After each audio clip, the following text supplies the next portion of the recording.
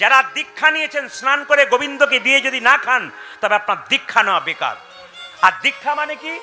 দীক্ষা মানে দেখা। দেখা মানে কি মায়েরা? এই যে দুটো চোখ, ডান চোখ আর বাম চোখ, আর গুরুদেবের কাছ থেকে সাধারণ ভজন বস্তু ভজন করে একটা চোখ হয়, এই চোখটার নাম জ্ঞান চক্ষু। ওনাকে ফোনে কথা বলতে পারুন বলুন। দীক্ষা নিলে কি হয় মায়েরা?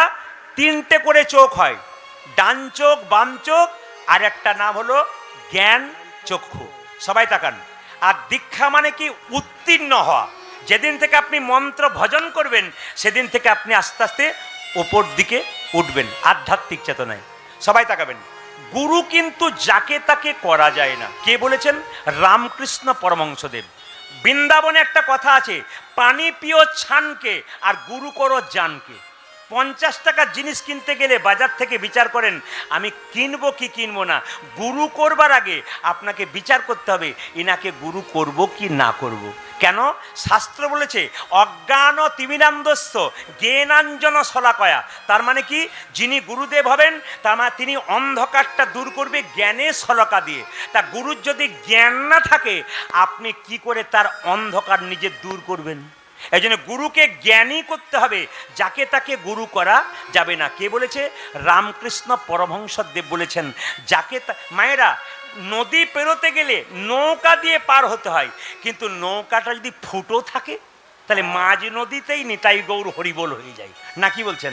তা গুরু যদি আমাদের ভবসিন্ধু পার করে, ভব পার করে, তার যদি ফুটো থাকে মানে দোষ থাকে, তাহলে সেই গুরু করে আপনার লাভ নেই।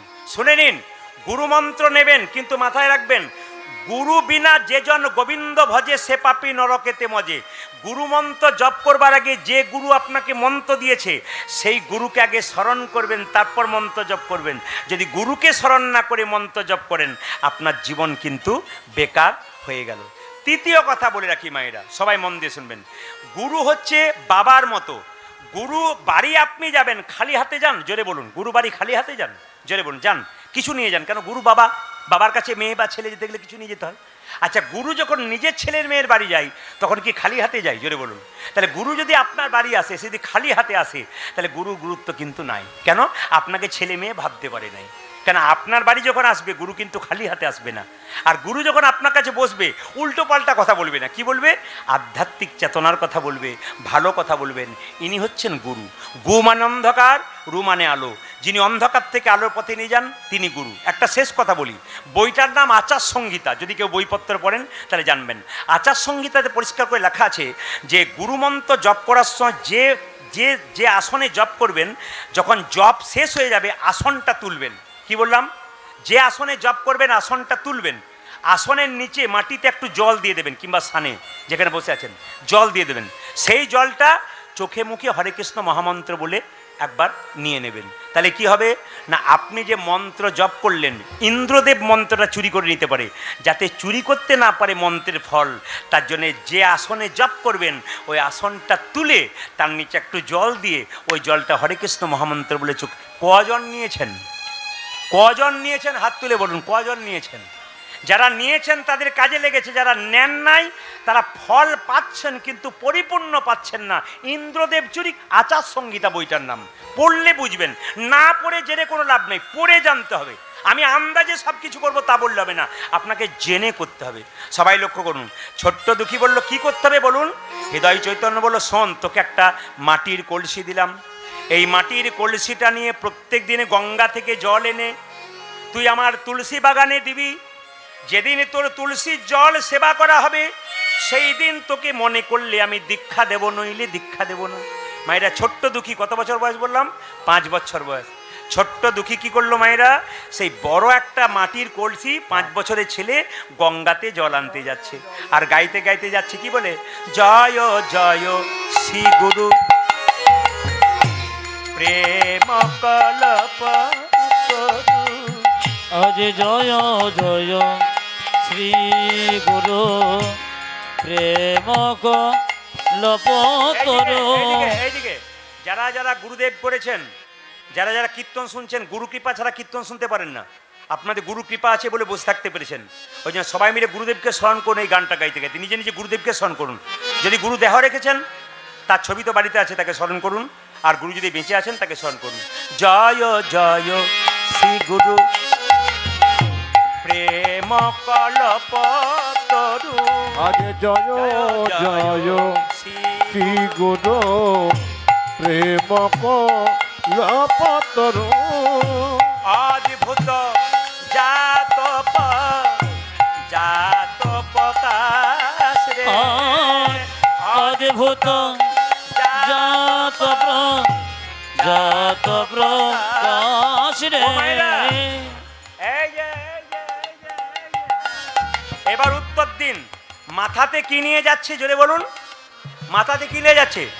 একটা মাটির কলসি, 5 বছরের বাচ্চা বিরাট বড় মাটির কলসি দিয়েছে, জলটা আনছে আর আনতে আনতে গাইছে জয় জয় শ্রী গুরু প্রেম কল্পতরু। আজ জয় জয় শ্রী গুরু প্রেম কল্পতরু। অদ্ভুত জাত প্রকাশ রে, অদ্ভুত জাত প্রকাশ রে। গুরু অজ্ঞানী আধার দূরি করেছে। গুরু আমার অজ্ঞানী সবাই আধার গুরুকে স্মরণ করুন। দূরী করেছে। গুরু অজ্ঞানী আধার দূরি করেছে। গুরু আমার অজ্ঞান আধার দূর করেছে। ওরে জ্ঞানে চাঁদের প্রকাশ করে অজ্ঞান আধারে দূরি করেছে। আজ জ্ঞানী চাঁদের প্রকাশ করে গুরু অজ্ঞান আধারে দূরী ও করেছে। জ্ঞান চাঁদের প্রকাশ ভেবে অজ্ঞানী আধারে দূরী আজ করেছে। জ্ঞান চাঁদের প্রকাশ ভেবে অজ্ঞান আধারে দূরী করেছে। আজ অজ্ঞান আধার দূর করেছে। অযাচিত মহেন পতিত হেরি জপহু। অজয় অযাচিত মহেন পতিত হেরি জপহ। যাচি দে অলহরি দেওলহরি নাম রে। আজি যাচি দেয়ল হরি অল হরি নাম রে। ওরে যেচে সে যে হরির নাম দিয়েছে। ও যারে যেচে সে যে হরি নামি দিয়েছে। যেচে সে যে হরির নাম দিয়েছে। গুরু আমার যেচে সে যে হরির নাম দিয়েছে। ওরে অযাচিত কৃপা স্বভাবে যেচে সে যে হরির নাম দিয়েছে। ও যারে অযাচিত প্রকাশ ভেবে ওরে যেচে সে যে হরির নাম নাম দিয়েছে। অযাচিত প্রকাশ ভেবে যেচে সে যে হরি নাম ও দিয়েছে। যারে অযাচিত প্রকাশ ভেবে যেচে সে যে হরি নাম ও দিয়েছে। যারে যেচে সে যে হরি নামি দিয়েছে। গুরু আমার লোচনয়ানন্দ ধাম। লোচন আনন্দ ধাম। লোচন আনন্দ ধাম। আজ লোচন আনন্দ ধাম। ও মায়েরা, এই যে ভালো কাজ যখন করবেন আপনার পেছনে তো লোক লাগবেই। আপনি তিলক নেবেন, রাস্তা দিয়ে পেরোবেন, 5 জন তো আপনাকে খোঁচাখুচি করবেই। জেনে রাখবেন, হাতি চলে বাজার, কুত্তা ভুকে হাজার। আপনি তিলক নেবেন, মালা নেবেন, 5 থেকে 2-4 জন খোঁচাখুচি করবে, ওগুলো তো কুকুরের মতো। ওদের দিকে তাকাবেন না, তাহলে আপনার কৃপা হবে না। এই যে কীর্তন শুনছেন, আমি তো সবার দিকে একবার করে তাকাচ্ছি, কোনগুলো পাকা কোনগুলো কাঁচা আমি একবার তাকালেই বুঝতে পেরে যাচ্ছি। কারণ 25 বছর ধরে কীর্তনের অভিজ্ঞতাতে আমি বুঝতে পেরেছি, একবার চোখ দিয়ে তাকাবো, মুখের নড়াচড়া দেখেই বুঝে নেব কোনগুলো পাকা আছে, কোনগুলো গুরুকৃপা আছে, কোনগুলো কাঁচা আছে। তবে কিছু মনে করবেন না, পাকাগুলো গোবিন্দ সেবায় লাগবে, আর কাঁচাগুলোকে কি করব, গ্যাস দিয়ে পাকাবো, পরে গোবিন্দ সেবায় লাগবে, এখন না লাগলো। জোরে বলুন, রাধা রানী কি, শ্যাম সুন্দর কি। এই দেখুন, ছোট্ট ছেলে যখন জল আনতে গেছে গঙ্গাতে, কতগুলো মেয়ে, কি নাম তোর? আমার নাম দুঃখী। তা কি করতে এসছিস? জল নিতে। বলে কি করবি? ওই যে আমাদের ওই কি নাম জানো, গুরুদেবের নাম, হ্যাঁ গুরুদেবের না হৃদয় চৈতন্য ঠাকুর উনি বলেছেন দীক্ষা দেবো। মেয়েগুলো বলছে পালিয়ে যা। বলে কেন? ওই লোকটা ওই রকম গরুর মতো খাটিয়ে নাই, কাউকে মন্ত্র দেয় না, তো কোথায় করবে। ছেলেটা বলল আমার গুরুকে তুমি বাইরে থেকে দেখলে, ভেতরটা দেখতে পারলে না। তখন বললো কেন? বলছে গুরু যে নারকেলের মতো গো, বাইরেটা শক্ত, ভেতরে যে শ্বাস জলে ভরা আছে। এই জন্য গুরুরা ওই রকম হয়, যখন শিষ্য কোনো কথা শোনে না তাকে কিন্তু বারবার করে কি করে জব্দ করার চেষ্টা করে, ভেতরে কিন্তু প্রেম থাকে। কেন? নারকেলের জলের তখন মেয়েরা বলছে এই দেখলি তো, বেশি ভালো কথা বলার দরকার নাই। বলে কেন? পরের ছেলে পরমানন্দ, যত উচ্ছন্নে যায় তত আনন্দ, যা উচ্ছন্নে যা। ছেলে বলল গুরুদেবের কাছে যখন এসেছে, মায়েরা সবাই তাকান, গুরুদেবের কাছে এসে দেখছে একটা ছোট্ট পাকড়ি বেঁধেছে। কেন বলুন তো? মাটির কলসিতে জল আনতে আনতে মাথাতে দগদগে ঘা হয়ে গেছে। ছোট্ট দুঃখী 5 বছর বয়স হলে কি হবে? মাথায় পাগড়ি বেঁধে ছুটে এসেছি। গুরুদেব বলল হ্যাঁ রে, এই দুঃখী, এত সুখে কৃষ্ণ ভজন হয় না, মাথায় পাগড়ি বেঁধেছিস? হ্যাঁ গুরুদেব।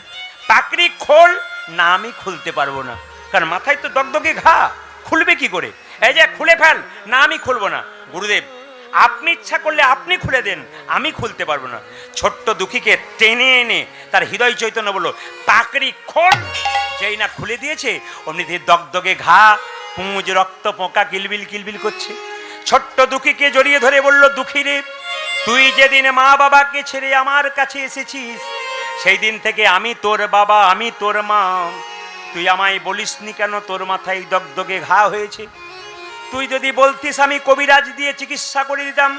ছোট্ট দুঃখী কেঁদে কেঁদে বলছে ওগো গুরুদেব, আমি যদি তোমায় বলতাম আমার মাথায় দগদগে ঘা হয়েছে, তুমি না হয় আমার কবিরাজ দিয়ে চিকিৎসার ব্যবস্থা করতে, আর কবিরাজ মলম মেখে শুয়ে থাকতে বলতো।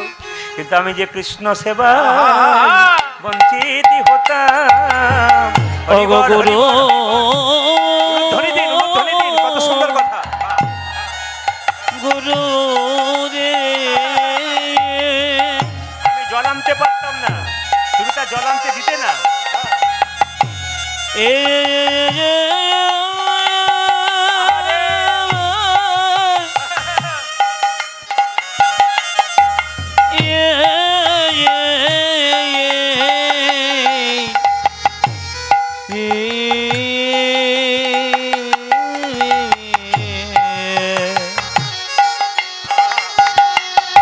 আমি কৃষ্ণ সেবায় বঞ্চিত হতাম। জল আনিতে না পারিলে কৃষ্ণ সেবায় বঞ্চিত হতাম। ওই আমি জলানিতি না পারিলে, আমার মানব জনম ব্যথায় যেত। আজ জলানিতি না পারিলে, ওগো মানব জনম ব্যথায় ওই যেত। আমি জলানিতি না পারিলে, মানব জনম ব্যথায় যেত। কৃষ্ণ সেবায় বঞ্চিত হতাম। মাইদেরকে বারবার বলবো মাথায় কাপড়টা নিন, বড় দামি কথা বলবো। ছোট্ট দুঃখী কেঁদে কেঁদে বলছে গুরুদেব, যেমন তেমন জনম পায় নাই, 84 লক্ষ জনি ভ্রমণ করে মানব জনম পেলাম। এই দিয়ে তাকাবেন, যারা এতক্ষণ ধরে কীর্তন শুনছেন, আপনাদের কাছে নিবেদন রইল একটু মন দিয়ে শুনবেন। এমনি এমনি মানুষকুলে জন্ম পেয়েছেন, এমনি এমনি পান নাই, পরের জন্মে নাও পেতে পারেন। শাস্ত্র বলছে, এদিকে শাস্ত্র বলছে মানুষ যে মারা যায়, আচ্ছা বলুন তো দেহটা মরে না আত্মাটা মরে? জোরে বলুন, কোনটা মরে? দেহটা মরে। বাহ, আপনারা এত সুন্দর জানেন, জানলে আমি তো আসতাম না, এদেরকে জবাব দিতাম। সুন্দর বলেছেন। কি বললাম? দেহটা মরে। শাস্ত্র কি বলল? বাসাংসি জিন্নানি যথা বিহায় নবানি ঘৃণাতি নরহ পরাণী তথা শরীর। আস্তে আস্তে আস্তে আস্তে। বাসাংসি জিন্নানি যথা বিহায় নবানি ঘৃণাতি নরহ পরাণী তথা শরীরানি বিহায় জিন্নান্নানি সংজাতি নবানি দেই। মানে কি? আমি তো হুড় করে বলে গেলাম, কি বুঝলেন?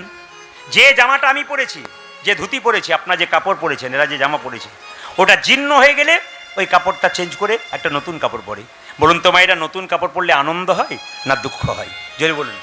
আনন্দ হয়। তাহলে যে মারা যায় আমরা মায়ায় পড়ে কাঁদি, তার কিন্তু আনন্দ হয়। কেন? সে তো দেহ পাল্টে দিয়েছে। এবার প্রশ্ন করবেন, প্রদীপ পাল মারা গেল, মারা যাবার পর কোন দেহে যাবে? আপনারা মারা যাবেন, কোন দেহে যাবেন? শাস্ত্র বলছে মানুষ কুলে জন্মগ্রহণ করে কেউ যদি পশুর মতো কর্ম করে তার পশু কুলে জন্ম হবে। মানুষকুলে জন্মগ্রহণ করে কেউ যদি মানুষের মতো কর্ম করে তার মানুষকুলে জন্ম হবে, আবার মানুষ হবে। আর মানুষকুলে জন্মগ্রহণ করে কেউ যদি মহাপুরুষের মতো কর্ম করে তার দ্বিতীয় জন্ম হবে না, তার গোবিন্দ চরণ প্রাপ্ত হবে। কেন? যে ধানকে সেদ্ধ করে মাঠে ছড়ানো হয় তার যেমন দ্বিতীয় গাছ হয় না, যে দেহ হরিনামে সিদ্ধ হয় তার দ্বিতীয় জন্ম হয় না, তার গোবিন্দের চরণে প্রাপ্ত হয়। এই জন্য মায়েরা, হ্যাঁ হ্যাঁ, আপনাদের এখানে এই যে কিছু মনে করবেন না, আপনারা সবাই দেহটাকে হরিনামে সিদ্ধ করতে, আপনারা সবাই দেহটাকে হরিনামে সিদ্ধ করতে এসছেন। আচ্ছা, আপনি মারা গেলে আপনাকে দেখলেই বোঝা যাবে আপনি স্বর্গে গেলেন না নরকে গেলেন। আমি একটা বইয়ের কথা বলবো, ডক্টর পঞ্চানন ভট্টাচার্য, জগৎ ও আমি, বইটার নাম। আমি 3টে খণ্ড আছে, 3টেই পড়ে নিয়েছি, পরিষ্কার করে লেখা আছে জগৎ ও আমি, ডক্টর পঞ্চানন ভট্টাচার্য। তিনি বলছেন যে মানুষ, তিনি খুব রিসার্চ করছেন, মানে সারা জীবন উনি রিসার্চ করেছেন মানুষের জীবনকে নিয়ে, তত্ত্ব নিয়ে, বইপত্র নিয়ে সারা জীবন পড়েছিলেন। দেখুন, এইসব জিনিস নিয়ে যদি কেউ ঘাঁটতে থাকে আর চিন্তা ভাবনা করতে থাকে, জীবন কিন্তু পরিবর্তন হয়। এই জন্য আপনারা শুনবেন ভালো করে, কি বললাম মাইরা, আপনাদের এই কি জানো, আপনাদের এই কায়েত পাড়াতে কেউ যদি মারা যায়, আপনারা দেখতে যাবেন না, জোরে বলুন হ্যাঁ না, দেখেই বুঝে নেবেন উনি স্বর্গে গেলেন না নরকে গেলেন। কি করে? মৃত্যুর সময় কেউ যদি মুখটা বিভৎস ভয়ঙ্কর হয়ে যায়, আপনারা বলেন না, দিদি দেখতে গিয়েছিলাম গো, লোকটা মরেছে, আমার 3 দিন ঘুম হলো না, জানবেন উনি যাচ্ছেন নরকে। আর আপনার মৃত্যুর পর যদি আপনাকে মনে হয় ঘুমাচ্ছে, লোকে বলে না মরাটা দেখতে গিয়েছিলাম যেন ঘুমাচ্ছে গো, জানবেন ইনি যাচ্ছেন স্বর্গে। কর্ম ভালো করুন, কীর্তন শুনুন, হরিনাম শুনুন, ভাগবত পড়ুন, ভাগবত কথা শুনুন, আপনার জীবন পবিত্র হবে। আপনার মৃত্যুর সময় মনে হবে আপনি ঘুমাচ্ছেন। রাধে রাধে। হ্যাঁ, আর আপনি হরিনাম শুনবেন না, অন্যায় করে বেড়াবেন, খারাপ কাজ করে বেড়াবেন, লোকের নিন্দা করে বেড়াবেন, আপনার মৃত্যুর পর আপনার মুখটা ভয়ঙ্কর হয়ে যাবে, লোকে ভয় খেয়ে যাবে। আর একটা কারণ, এই কায়েতপাড়া থেকে যখন বড় হরি হরি বল বলে নিয়ে যাবে, লোকে দেখে বলবে, আহ মেয়েটা খুব ভালো ছিল গো, খুব কৃষ্ণ ভক্ত ছিল, আহ খুব ভালো মেয়ে, কিন্তু জানবেন ইনি যাচ্ছেন স্বর্গে। আপনার মৃত্যুর পর যদি বলে উনি ভক্ত খুব ভালো ছিলেন, খুব ভালো মানুষ ছিলেন, কারো নিন্দা করতেন না, হরি কথা কৃষ্ণ কথা শুনতেন, বলতেন, ইনি যাবেন স্বর্গে। ও মাইরা, জন্ম হোক যথাযথ, কর্ম যেন ভালো হয়। আপনাদের গ্রামে কায়েতপাড়াতে আজকে ওই পাড়াতে একটা ছেলে, এই পাড়াতে একটা ছেলে জন্ম নিয়েছে, একজন সোনার চামচ মুখে নিয়ে, একজন ভিখারি ঘরে মায়ের দুধ পাচ্ছে না। কেন? যে জন্ম নিল সোনার চামচ মুখে নিয়ে, জানবেন তিনি পূর্বজন্মে কর্ম ভালো ছিল, সোনার চামচ নিয়ে জন্ম নিল। আর যে ভিখারি ঘরে জন্ম নিল, মায়ের দুধ পাচ্ছে না, জানবেন উনি কর্ম খারাপ ছিল। কিন্তু এই কর্ম করার পর যদি মানুষ করে জন্ম নিয়ে ভালো কর্ম করতে পারেন, পরের জন্মে ভালো ভালো পাবেন। এই জন্মে ভালো কর্ম করুন, পরের জন্ম আপনার যদি ভালো হবে। এইবার সবাই লক্ষ্য করুন, ভাগবত কি বলল, আমাদের শরীরে 9টা ছিদ্র দিয়ে প্রাণ যায়। সবাই তাকাবেন, ভাগবতীয় কথা, ভাগবত পড়ুন, পরিষ্কার বুঝতে পারবেন যে আমাদের শরীরে 9টা ছিদ্র দিয়ে প্রাণ যায়। কোথায় কোথায় গুনবেন, 2টো চোখ, 2, 2টো কানের ছিদ্র, 4, 2টো নাকের ছিদ্র, 6, একটা মুখের ছিদ্র, 7, আর নিচে 2টো আছে, একটা পায়ু আবক্ত প্রস্থ, মানে পায়খানা প্রস্রাবদ্বার। জেনে নিন, এই মুখে, এই যে মাথার মধ্যে যে 7টা ছিদ্র রয়েছে, 2টো কান, 2টো চোখ, 2টো নাকের ছিদ্র, একটা মুখের ছিদ্র, এই দিক দিয়ে যদি কারো প্রাণ যায়, সে যাচ্ছে স্বর্গে। প্রদীপবাবু বুঝবো কি করে? ভাগবত বলছে, আমি বলি নাই। দেখবেন কেউ হাঁ করে মরেছে, বুক দিয়ে প্রাণ গেল। দেখবেন কেউ তাকিয়ে তাকিয়ে মরেছে, তার চোখ দিয়ে প্রাণ গেল। মৃত্যুর সময় দেখবেন কারো কানের ফুটো মোটা হয়ে গেছে, খসখস করছে, ওইদিকে প্রাণ গেল। মৃত্যুর সময় দেখবেন কারো নাকের ফুটো মোটা হয়ে গেছে, খসখস করছে, ওইদিকে প্রাণ গেল। এই 7টা দরজা দিয়ে প্রাণ গেলে আপনি উচ্চ জায়গায় গেলেন, গোবিন্দের চরণ পেলেন। আর মৃত্যুর সময় যদি পায়খানা প্রস্রাব করে দেয়, জানবেন উনি হলেন নরকগামী। যে দেখবেন গলায় দড়ি নিয়ে মরে, সে দেখবেন পায়খানা প্রস্রাব করে ফেলে। যে দেখবেন বিষ খেয়ে মরে, তাকিয়ে দেখবেন, ও দেখবেন কেন?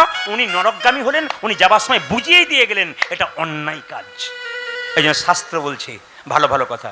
ছোট্ট দুঃখী বলছে, শোনো গুরুদেব, 84 লক্ষ জনি ভ্রমণ করে মানব জন্মে পেলাম, 20 লক্ষ বার গাছ গাছেরা রূপে জন্ম নিলাম। গুনে নেবেন, আমি অঙ্কতে কাঁচা। কত রকমের গাছ হতে হতে যেদিনে তুলসী বৃক্ষরূপে জন্ম নিলাম, যেদিনে তুলসীর পাতা গোবিন্দের সেবাই লাগলো, যেদিনে তুলসীর ডাল মালা করে ভক্তরা কণ্ঠে নিল, সেদিন গাছ জন্ম থেকে আমাদের মুক্তি হয়ে গেল। কত হলো মায়েরা? 20, তাই তো? 11 লক্ষ বার কৃমিকীট রূপে জন্ম নিলাম। কৃমিকীট কত রকমের পোকা হতে হতে যেদিনে ভ্রমর কুলে জন্মে নিলাম, ফুল থেকে মধু সংগ্রহ করে গোবিন্দের চরণে দিলাম, সেই দিন আমার পোকা জন্ম থেকে মুক্তি হয়ে গেল। কত হলো? 20 আর 11 কত? জোরে বলুন। 41 নাকি? 31। 9 লক্ষ বার জলে জন্ম নিলাম। কত রকমের জলজ পোকা জন্তু হতে হতে যেদিনে শঙ্খ রূপে জন্মে নিলাম, যেদিনে মায়েদের মুখে মন্দিরে বেজে উঠিলাম, সেই দিন আমার শঙ্খ জনমে জল জনমে থেকে মুক্তি হলো 40। হলো 30 লক্ষ বার পশুকুলে জন্মে নিলাম, কত রকমের পশু হতে হতে যেদিন আমি গাভী কুলে জন্মে নিলাম, যেদিনে গাভীর চামড়া দিয়ে শ্রীখল তৈরি হলো, যেদিনে গাভীর দুগ্ধ দিয়ে গোবিন্দের সেবা হলো, সেদিন আমার কি হলো মায়েরা? সেদিন আমার পশু জন্ম থেকে মুক্তি হয়ে গেল। কত হলো জোরে বলুন? 40 আর 30 কত হলো? 70। 10 লক্ষ বার পাখি কুলে জন্মে নিলাম, কত রকমের পাখি হতে হতে যেদিন ময়ূরী কুলে জন্মে নিলাম, যেদিন মজুরি কুলে জন্ম নিল, যেদিন গোবিন্দ কৃপা করে ময়ূরের পালক মাথায় রাখলো, মাথায় রাখিল, সেদিন পাখি জন্মে থেকে মুক্তি পেয়ে গেলাম। কত সুন্দর কথা। 4 লক্ষ বানরা, 4 লক্ষ বানর হতে হতে তারপর মানুষ কুলে জন্মে নিলাম। যখন হনুমান হয়ে গেলাম রাম ভক্ত, তখন আমার বানর কুল থেকে মুক্তি পেয়ে গেলাম। মায়েরা, এই যে কীর্তন শুনতে এসছেন, মানুষ যা কর্ম করলো তার চাইতে হনুমান কর্ম করে দেখিয়েছে। কেন বলুন তো? যখন সীতাকে হনুমান উদ্ধার করলো, তখন হনুমান সীতাকে সীতা হনুমানকে একটা মতির মালা দিল। এই এই এই এই এই হনু, এই মতির মালাটা নে। মতির মালাটা নিয়েছে, আর হনুমান কি করলো জানেন? প্রথমে কপালে ঠেকালো, কানে ঠেকালো, চোখে ঠেকালো, নাক দিয়ে শুকে শুকে দেখলো, জিভ দিয়ে চেটে চেটে দেখলো, তারপর দাঁত দিয়ে কেটে কেটে টুকরো করে ফেলে দিল। যেই না ফেলে দিয়েছে, লক্ষণ তখন সীতাকে বলছে, মা এ তুমি কি করলে? বানরে সপিলে মতি, মতিতে তারা নায়িক মতি, অনায়াসে কাটে তারে দন্তে, শিশু মানে না দেবতা, এ মানুষে পূজে তারে জ্ঞানবন্তে। মায়েরা, অতুল্য ধনে তুলসী রে, তুমি যারে তুলসী রে কুকুরে তার মান্য রাখে, তুমি কি জানো না লক্ষ্মী সুখ অতি সুখের পাখি, ব্যাধি কি রাখে যতন। হ্যাঁ, এতগুলো কথা হরবর করে বলে দিলাম, তা বললে হবে না। আপনাদের পেয়েছি তো, মনে হচ্ছে ভেতর থেকে যা আছে বের করে দিই। একসঙ্গে বের করে দিলে হবে? কিছু রাখতে হবে। কেন বলুন তো? 15 বছর পর একবার আসবো বলে, আর 15 বছর পরে ডাকুক আর না ডাকুক একবার আসবো না। কি বলছো? কাকার জন্য। হ্যাঁ, ও কাকার জন্য। ও হ্যাঁ হ্যাঁ, কাকার জন্য। যেরকম রাধা রানী কি, শ্যামসুন্দর কি। ও মায়েরা, কি বললাম? কোন জায়গায় ছিলাম? জোরে বলুন, কোন জায়গায় ছিলাম? কি বলছিলাম? হ্যাঁ মায়েরা, অতুল্য ধন তুলসী রে, তুমি যারে তুলসী রে, তুলসীর মালা যে কণ্ঠে নাই, পাতা গোবিন্দ সেবাই দেয়, কুকুর কি তার মান্য রাখে? কুকুরে প্রস্রাব করে দেয়, ও তো জানে না তুলসীর পাতার মানে কি। একটা শিশুকে মন্দিরে শুয়ে দিন, ও প্রস্রাব করে দেবে, পায়খানা করে দেবে, ও জানে না পায়খানা প্রস্রাবের মানেটা কি, ভগবানের মন্দির মানেটা কি। বারবার অপমান করছে কে? লক্ষণ। কাকে? হনুমানকে।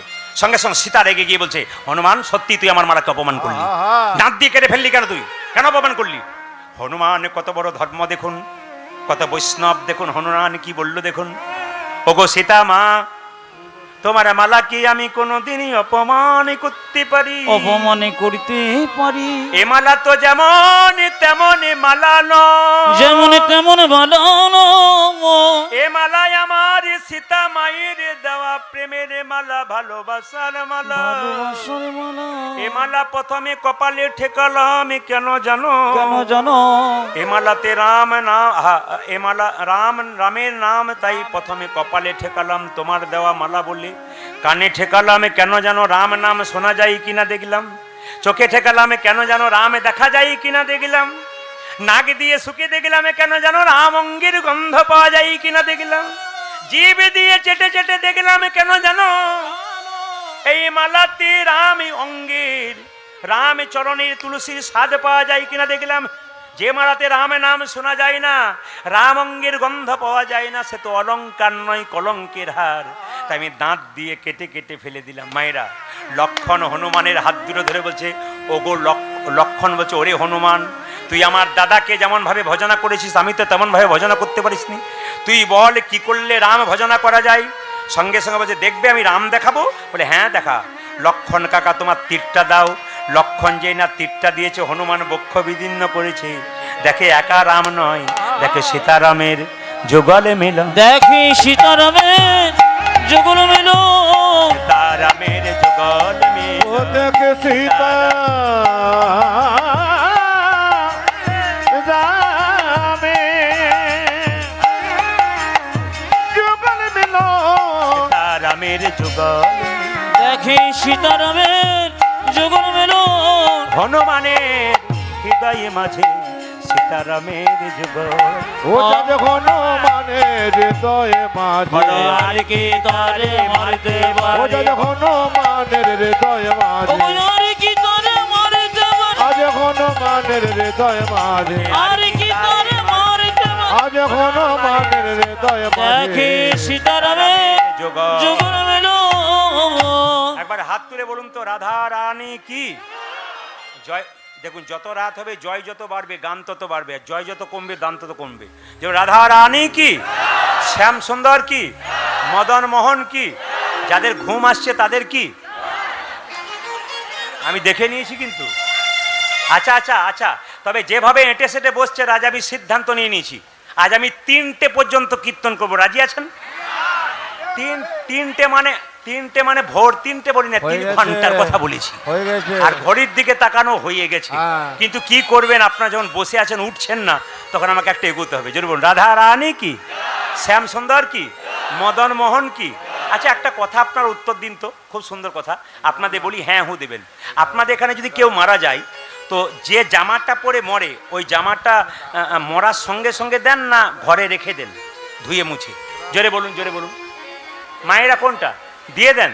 না, অনেকে ভয়ে বলছে না, চুপ থাকাটাই বুদ্ধিমানের কাজ। উনি যা বলছেন বলুন, আমাদের কোনো অসুবিধা নেই। আচ্ছা, কি বললাম? দিয়ে দেন না রেখে দেন? জোরে বলুন। দিয়ে দেন, জোরে বলবেন। আচ্ছা, যে কাঁথার ওপরে মরে, ওই কাঁথাটা দিয়ে দেন না রেখে দেন? ওটাও দিয়ে দেন। আর যে 5 ভরি সোনার মালাটা নিয়ে মরে, ওটা কি করে? দিয়ে দেয়। ওটা কি করেন? ওটাও বোধহয় দিয়ে দেন নাকি? ওটা দিয়ে দেন না? তালে ঠিক আছে, কিন্তু হ্যাঁ। যাতে মাতাল তালে ঠিক। তালে ঠিক। যেরকম রাধা রানী কি, হয়তো কোন মা ঘর যাচ্ছিল, শুনে আবার বসে গেল। হ্যাঁ ও বললো যে তাহলে শুনেই যাই, যা হবে হবে। যে রাধা রানী কি, শ্যাম সুন্দর কি। ছোট্ট দুঃখীকে গুরুদেব বলল, ওরে দুঃখী, তুই মন্ত্র কি নিবি? তুই তো মন্ত্র নিয়ে এসেছিস, তোকে মন্ত্র দিলাম, তোর নাম দিলাম দুঃখী কৃষ্ণ দাস। তোর বাবা মা নাম রেখেছে দুঃখী, আমি নাম দিলাম কৃষ্ণ দাস। আজ থেকে যেই দেখবি তাকে বলবি আমার নামে দুঃখী কৃষ্ণ দাস। মায়েরা, বৃন্দাবনে চলে যা দুঃখী, তুই রাধা গোবিন্দের সেবা পাবি। যা, তুই চলে যা জীব গোস্বামী পাদের কাছে। বৃন্দাবনে যাচ্ছে মায়েরা, সবাই ভক্তি করে মাথায় কাপড়টা নিয়ে বাবু হয়ে বসুন, বাবু হয়ে যাচ্ছে। ওই আমি কোথায় গেলে গিলি পাবো গো দেখো আমার ঘন শ্যাম, আমার ঘন শ্যাম শ্যাম। ওই আমি কোথায় গেলি পাবো গো দেখো। সবাই বাবু হয়ে বসবেন। আমায় ঘন শ্যামে আমায় ঘন শ্যামে।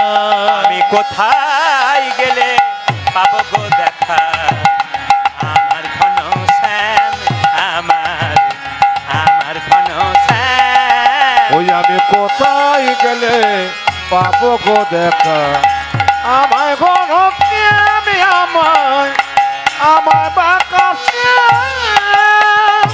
কোথায় আমার কৃষ্ণ কানা, হরি কান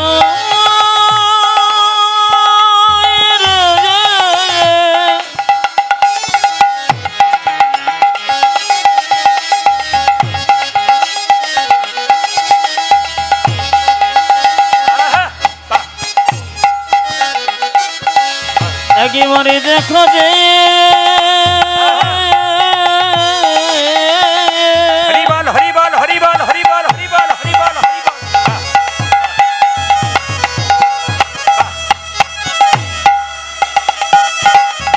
ইউরে কোনয় দেখো বাবা, বাবা।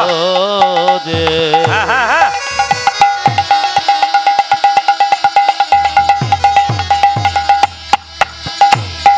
ওরে কোনয় রে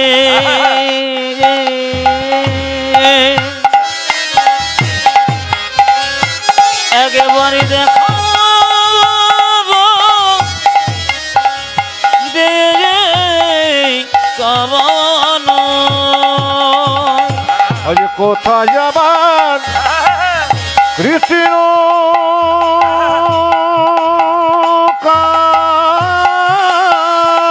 বাবা, বাবা।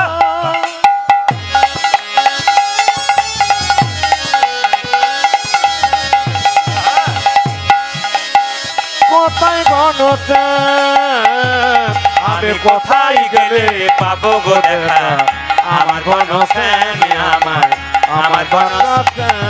আমি কোথায় গেলে গেলে পাবো গো দেখা আমার ঘন শ্যাম আমার ঘন শ্যাম দেখা দাও দেখো দাও দেখা দাও দেখো দাও দেখা দেখো দাও